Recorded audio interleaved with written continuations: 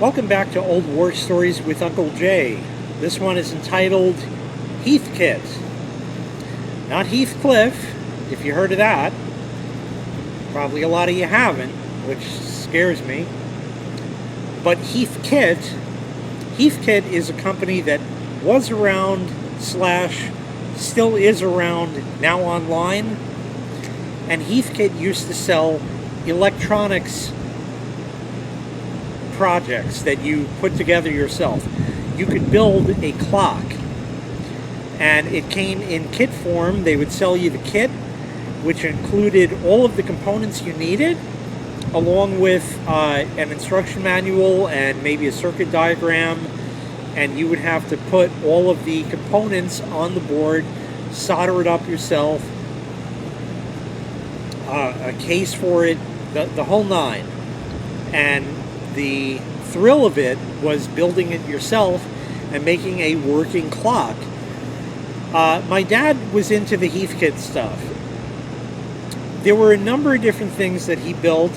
He did make an alarm clock or two or three. There was another thing that we had when I was a kid. Oh God, I wish I could locate that. Send that to Rolling TARDIS, see if you can make that work again. That was an old device that was a bar. I don't know how to explain. A bar about this long. Kind of like a miniature sound bar that we would have today.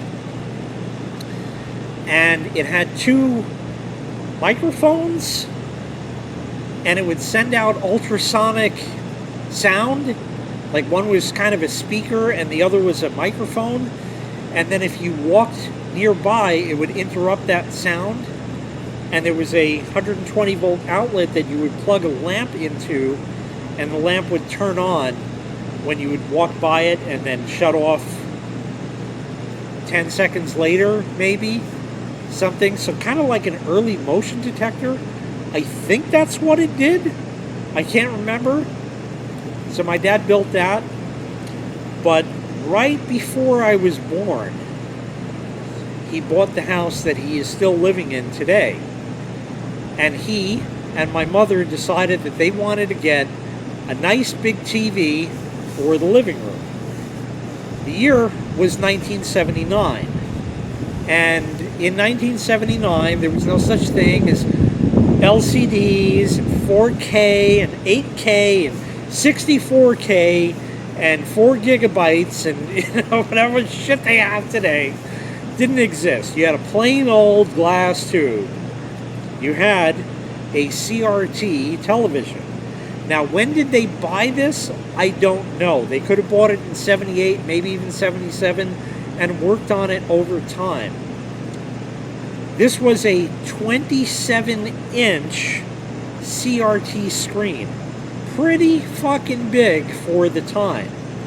And the reason they went Heathkit is because to buy a 27-inch TV off the shelf, so to speak, they were around, but they were a fucking fortune. Hundreds upon hundreds upon hundreds of dollars. And remember, that was $1979. So worth 3, 4, 5, I don't know, 57 times more today. With the way inflation is. So they got this TV. Now, it's hard to describe this thing because my dad built the cabinet for it. You could get it with a case and without. How it was mounted in, how he mounted the CRT and did all that, I don't have the specifics. But what I do know is this thing was monstrous. You had your 27-inch CRT screen, but you didn't just have the little extra there. You then had like a side cabinet that was literally this fucking big. So the TV was wider than I can even fit in frame here. Okay, it was a big fucking box. And it had a big speaker. It had, I don't know, maybe like a 6 by 9 inch speaker. Big honking fucking speaker. with some sort of green cloth over it. I don't know what kind of cloth it was. Reminded me of a towel, but it wasn't quite that. I don't know. And then it had a manual tuner, because that's what you had. You know, with the two knobs, the old school TVs. But this TV was the fancy one, which also had a remote. And now you might be saying, well, how the fuck did they make a manual tuner work with a remote? So the little control panel here was pretty interesting. The rest of it just sort of looked like a TV. It had a speaker and the tube itself. The control box had 4 buttons on it. One was on-off. One was volume down. The other was volume... No, I'm sorry, that's incorrect. I can't remember what the damn buttons were. That's odd. And it wasn't volume up, volume down, channel up, channel down. That didn't happen. I think there was an AFT switch, automatic fine-tuning, and I forget what the other 2 buttons were. Just for the life of me, I can't remember. They were square. Like, think of a pencil eraser, but make it square. Square that off. And that's what these buttons were. They push in, and they were very springy. They'd pop back out when you press them. It had a nice feel to it. And then you had your manual tuner, which had 1 knob, and you had your 2 through 13. And then you had your volume, which also was a knob that you would turn.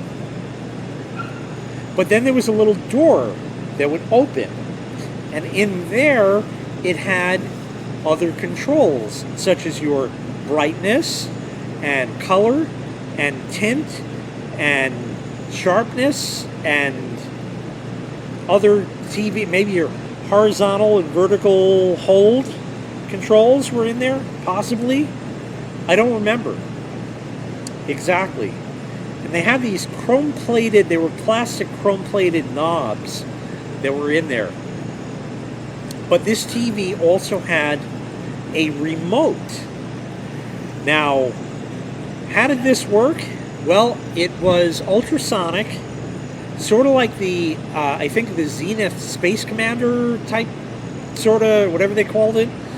Remotes of the day, it worked on ultrasonic sound, if I'm not mistaken.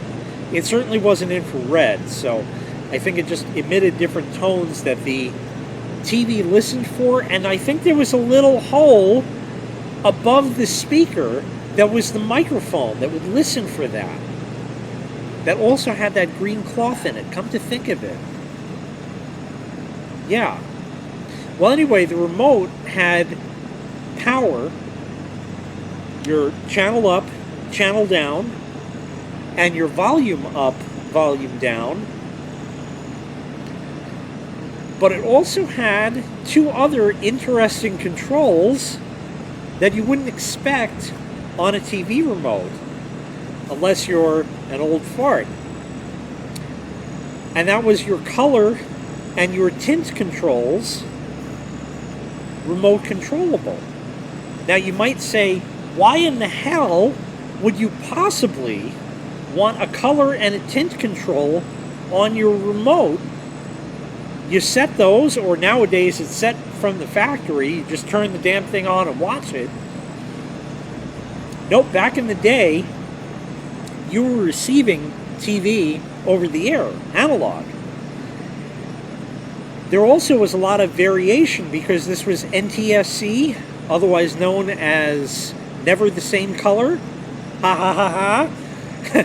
Because of the analog nature of it, you might tune into your local CBS station and it had a more reddish tinge than your local NBC station, which might have had a more bluish tinge compared to your ABC station, which might have been a more greenish tinge or something like that. And therefore, you would want to adjust your color and your tint without having to get up out of your chair. Now, this was a pretty cool thing because in that control panel with the brightness and the contrast and the color and the tint and the rest, if you played with these knobs, some of them were regular potentiometers, but the others, like the color and tint when you turned, had a kind of sound because there was a motor and a gearbox that would drive this control back and forth. It was motorized with a little motor and a gearbox, and that's what the remote would do to actually turn this control. So it was sort of manually putting a hand on the control and turning it. It was pretty fucking spiffy. For the channel, it had, because this was a big, old school mechanical tuner, and it took quite a bit of torque for it to turn. So for that, it had a motor with a fucking chain, like a bicycle chain, that went around that, and you hit channel up, and it would go chunk, and you would see the knob turn. And the same with the volume. You would see the fucking volume as you go up and down. And this you saw later on in the late 80s, maybe early mid-90s even. Some Sony stereo receivers had a volume control that had like a red LED in it. And as you raise and lower the volume, it actually was motorized. And you could see where the volume was like that. And that was kind of a nifty feature even then. But this was 1970s technology. And you could see the fucking volume knob turn. And it was just awesome. They built this TV, and it was huge. And they had a stand for it. I don't know if my dad built that. He may have. I don't know. That stand was huge as well. And this was the living room TV when I was a very young child. There is a picture of me, maybe at 2 years old, in the living room with my Fisher-Price telephone. Can't explain this, but if you look up Fisher-Price toy telephone, you'll get the general gist of what I'm talking about. Some of you may have had these, but I had one, and I'm there playing with my little phone, and that TV is on. And on screen was a kid's show called The Magic Garden, which was on our Pix or WB channel, which here in the New York area was channel 11, WPIX. The Magic Garden was a kid's show with Carol and Paula, and the theme song went, "This is the garden of make-believe, the magic garden of make-believe, with birds and flowers," and I can't remember the words, and something else, and blah blah blah, some shit like that is kind of how it went. You could probably look that one up. It's called The Magic Garden.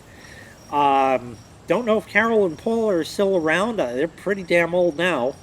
They were still around last I knew a few years ago. I don't know anymore. But anyway, yes, and that was there. Well, this TV was plagued with problems. My mother allegedly learned to solder and helped solder this stuff. And I think she was working on the TV and had dropped the soldering iron, and it hit her leg on the way down and left her a scar from the burn from it. I remember some part of the story with that. This TV was always plagued with problems. I don't know why or what. They followed everything to the T, and every now and again the TV would just stop working. And then we had no TV. And this went till, I think, about 1983. At that point I was 4 years old. And my parents decided, you know what? This TV just never worked right. So fuck it. Let's get a nice new TV off the shelf that's going to work. And they went to Sears and they bought a Sears branded television that was 19-inch, not 27. And that was our living room TV. Now I'm just going to touch upon that very quickly because that's not really part of this story. That TV was cable ready. I don't know, 36 channel, 48 channel, something like that. It had a red LED clock next to the TV as part of the cabinet, a red LED clock, and would always show that except for the channel. And the channel, obviously, it had an infrared remote, but the TV also had the fucking buttons, 1, 2, 3, 4, 5, 6, 7, 8, 9, 0, and a volume up, down, and a channel up, down, and your power button.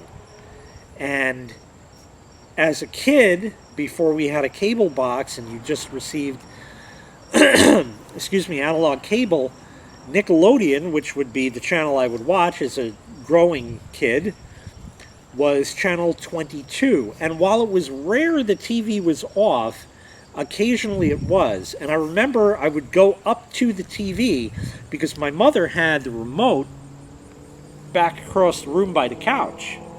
I didn't sit on the damn couch to watch TV across the fucking room when I could be right up watching TV right up close, where it'll burn your eyeballs out, if your parents ever told you that one. Right, so anyway, I would sit up close to the TV, and it was channel 22, so I had this little ditty I would kind of sing when I would turn it on. I'd go, power 22, and it would turn on, and it would go to channel 22, and I'd watch whatever shows were on, and that was that. But that TV, that old Heathkit TV, went to the Florida Room. The Florida Room was featured in a recent video of mine, tour of the backyard of my childhood home. That was the jut out in the back.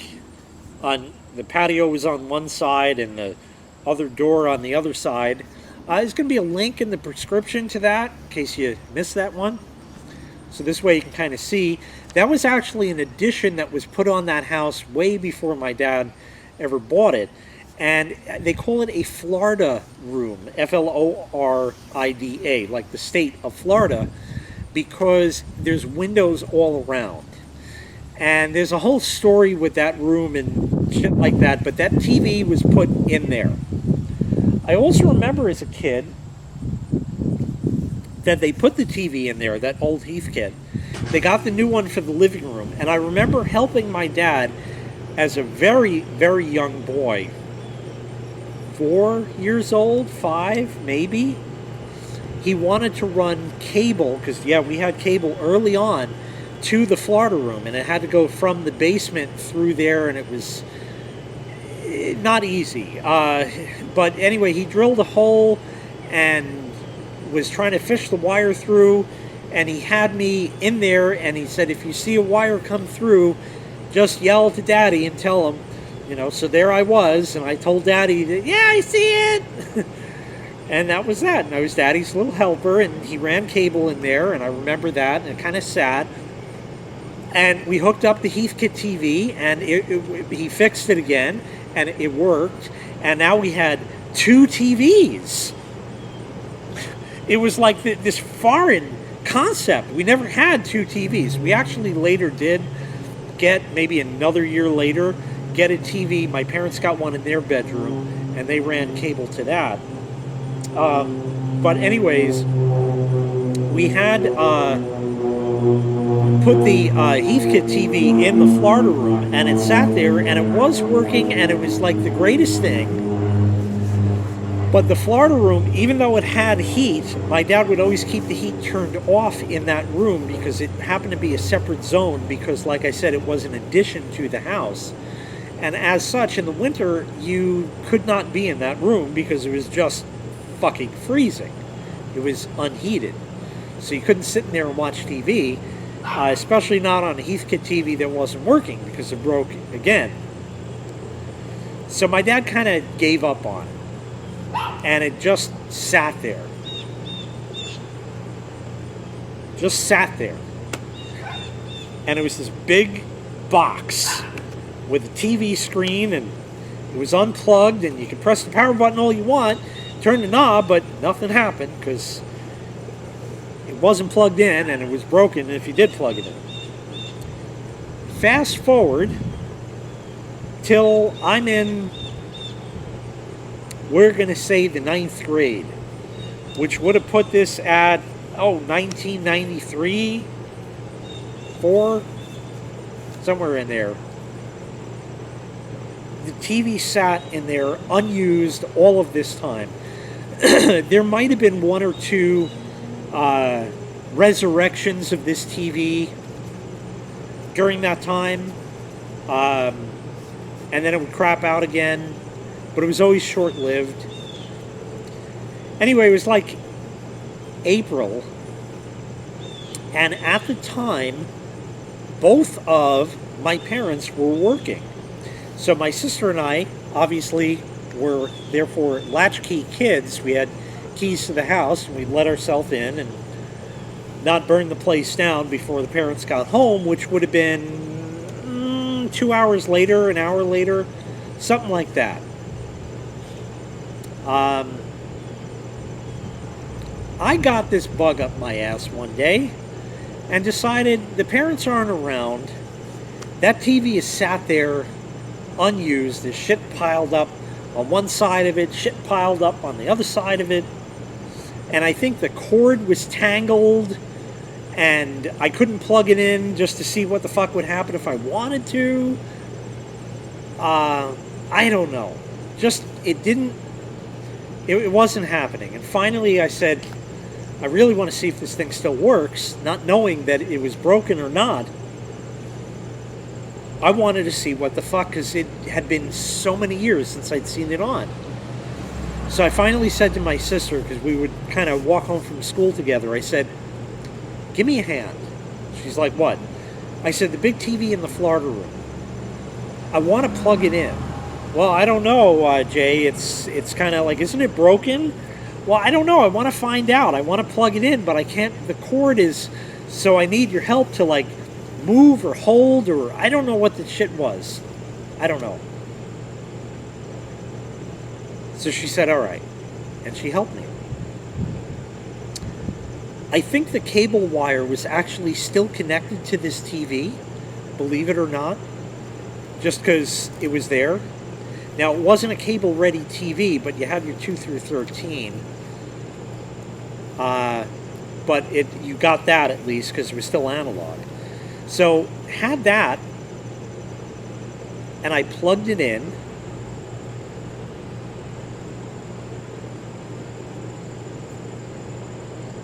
And I said, all right, here we go. And I hit the power button. And it turned on. And it fucking worked. You could tune the channels all you wanted, the volume worked, everything worked just as it always did. And I said, holy shit, I can't believe this thing fucking works. Holy shit, this is awesome. All right, listen, we can't let Dad know, we can't let Mom know, we can't let anybody know that we were fucking around with this thing, so we have to unplug it and hide the evidence, so to speak. So what we did was we'd come home and we knew we had an hour minimum before anybody would show up. And I remember sitting in there thinking this is the coolest shit because it fucking worked. And I remember sitting there watching Family Feud on it after school with my sister. And this was in the early-ish 90s when Richard Dawson was the original host, then Ray Combs, and then they brought Richard Dawson back somewhere in the 90s there. That one is the one I saw. And I said, this is on? And that's Richard Dawson? What? it was very foreign to me because I just never thought to watch that because that's what was on the regular channels on there. We didn't have cable on it per se. I couldn't put Nickelodeon on. And it was awesome. And we come home every day from school and we go, let's go watch TV. And we turn it on and we watch Family Feud and shit. And it was great. And then when we were done, we'd unplug it. And that was it. Until one day, we turned it on, and all of a sudden, out of nowhere, it didn't explode. It just went click, real loud, and it shut off. And it didn't work again. Thanks so much for watching. Nope, actually, that's not the end of the story. Hit the power button. Obviously nothing. We unplugged it. We left it. One day, I was thinking about it, and I said, you know, that click sounded awfully familiar. That almost sounded like a circuit breaker had tripped, you know, popped. I said, nah, there's no way. It wouldn't have a circuit breaker. I said, well, I guess it doesn't hurt to look. The back of this was made out of melamine, and my dad had cutouts in it and put, like, not chicken wire, but like a wire mesh on that for ventilation. And it was like a whole back panel of it. How it was held in, I don't know. It was just kind of in there. I don't even think there were screws. Maybe it was like Velcroed on or something. Probably Velcroed on. The only way to access this was through the window in the dining room. Like I said, this Florida room was an addition to the house, and what was popular at the time, such as my screen room, is it was simply added on, and the exterior of the house was left alone. So one wall of that room is the old exterior of the house. This is what was done. And it was fashionable, I guess. I don't know. So there were two windows there in the dining room, and they stayed, and this room was just kind of boxed onto it, and it was there. So if you open these windows, you could reach through into the Florida room. And I always thought it would be nice if my parents ever like renovated and they put like French doors in and actually used the Florida room for its intended purpose. And the house could be beautiful, but that would require spending money, and that would never happen. So there I am, window open in the dining room, pulled the panel off, and I'm like half through the window, reaching through with a flashlight looking. And I said, holy shit, there's a circuit breaker in this thing. So I said to my sister, get me a pencil. And she got me a pencil because I couldn't reach it. And with the pencil, I was able to reach in and go, click. I said, all right, let's try it again. So I went back around, plugged it back in, hit the power button. There was Richard Dawson. Holy shit, it worked again. I fixed this thing good because we had this TV on and we would watch this thing for this went on for 2 weeks every day after I realized that the circuit breaker had popped. And I don't know why it popped. Nothing else bad happened with it. But we watched this thing for 2 weeks. And then, unfortunately, we got caught. Because my dad showed up early. And we didn't realize it. And that was a problem. Because he found us in there, and that TV was on, and it shouldn't have been on because it's broken. So he came in, he said, what the fuck is going on here?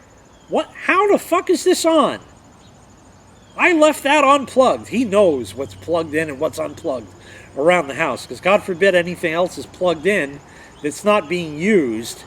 You know, he's one of those that keeps that electric bill at about negative $200 a month, and then if it hits $5, it's too much. So that's kind of where I'm going. Anyways, he said, this thing wasn't working. I said, well, I plugged it in and it worked. Well, it's going to break again. I said, well, it's working now. And he thought about it, and he's like, huh.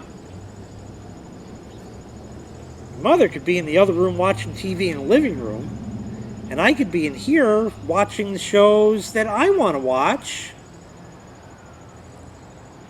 So we weren't in trouble.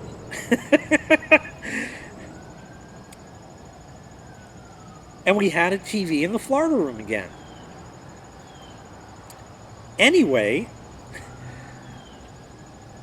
I think I was in there, and my dad had it on, and he was watching it, and it shut off, and he said, well, that's the end of that. I told you not to fuck with it.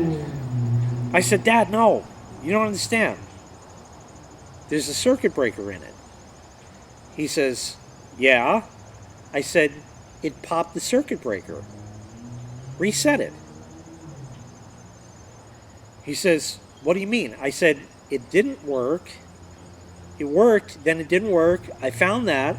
I reset it. And then it worked. And it worked all this time till now. So what if we reset it again? And we reset it again, and the TV turned back on. Maybe it was just a weak circuit breaker. I don't know. But the TV otherwise worked perfectly and had absolutely no problems. And it wasn't a thing where if it was left on for like way too long, it would pop. Sometimes it would only be on for like 2 minutes, it would pop. And other times it could go for a month. Anyway, we used this on and off for that summer, that time that you could be in that room because it wasn't heated. And then it got unpalatable to be in there, and then it fell into disuse over the winter. Sometime in the spring, I guess, this had to be now fast forwarding to 1998-ish, somewhere in there. A coworker of mine by the name of Andrew Lerner, who I had mentioned before in, I think it was the old War Story episode, No English, said, I have a 27-inch RCA TV, CRT, that I bought new in 1985 that I no longer want. And I said, really? Now, it just so happened that at the time, somewhere in this spell of time, my grandfather had passed away, and my dad got the furniture that was in his den. He had a den, and he wanted that furniture to replace the really rickety shit that was in the Florida room. So this was a big undertaking, and he actually got a U-Haul, and I went with him and I helped him, and we loaded the shit in the truck and brought it back home and set it up in the Florida room, and that was the new furniture for in there. But as part of this entire, let's kind of refinish the Florida room for free, so it's not this old shitty ripped up shit and it's something at least presentable-ish, the old Heathkit was thrown out. Was it working at the time? I don't know anymore. Maybe it just fell into disuse and we said nothing about it and nobody cared, or I don't know exactly the details, but it was just thrown out. Fast forwarding to present day, Andrew Lerner with the 85 RCA said, do you want it? And I said, yeah. Now, I had to run this past my dad.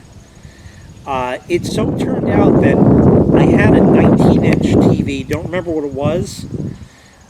It might have been a Samsung that I still have to this day. I should make a video on that TV. Um, anyway, had that in there because cable was run to that room. And we had that, and